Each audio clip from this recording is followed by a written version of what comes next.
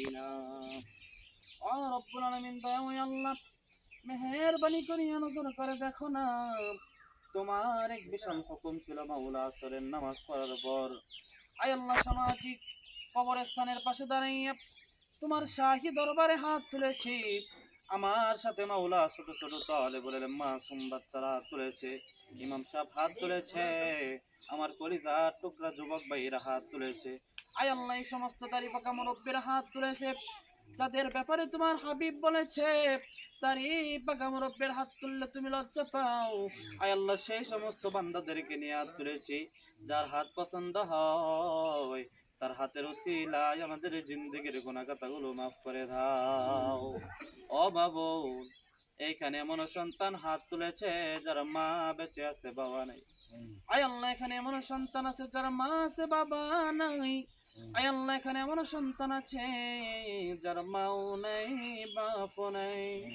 ও দয়ার আল্লাহ, ও আমার যুবক ভাইরা, কোন মায়েরে বলে গেলাম যেই মা তোমার আমার 10 মাস 10 দিন পেটে বুঝাবই, যেই মা লাত্তি খাইয়া সহ্য করলো রে বাবা, আরে মাঘ মাসের শীতে মার কোল ভিজায় দিলা, মা নিজে শীতে কাঁপে আর আল্লাহরে ডেকে বলে মাবুদ যত ঠান্ডা আছে আমারে দাও, আমার সোনার মানিক রে দিও না।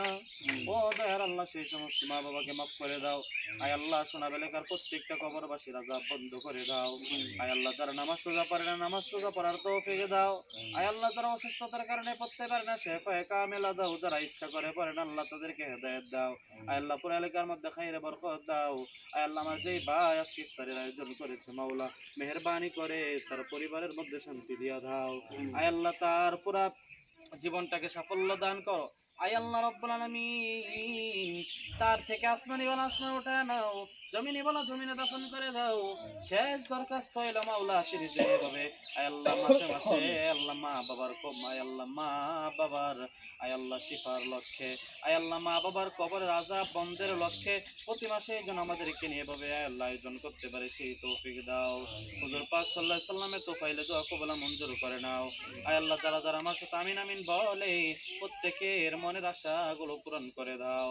আয় আল্লাহ যেই দিন আমাদেরকে মরণ দিবা, একদিক থেকে মালাকুল মউত আসবে আর একদিক থেকে শয়তান আসবে ঈমান ছিনিয়ে নেওয়ার জন্য, ওই কঠিন মুহূর্তে শয়তানকে পরাজয় কইরা আমাদের সবার মুখে জারি করে দিও লা ইলাহা ইল্লাল্লাহু মুহাম্মাদুর রাসূলুল্লাহ।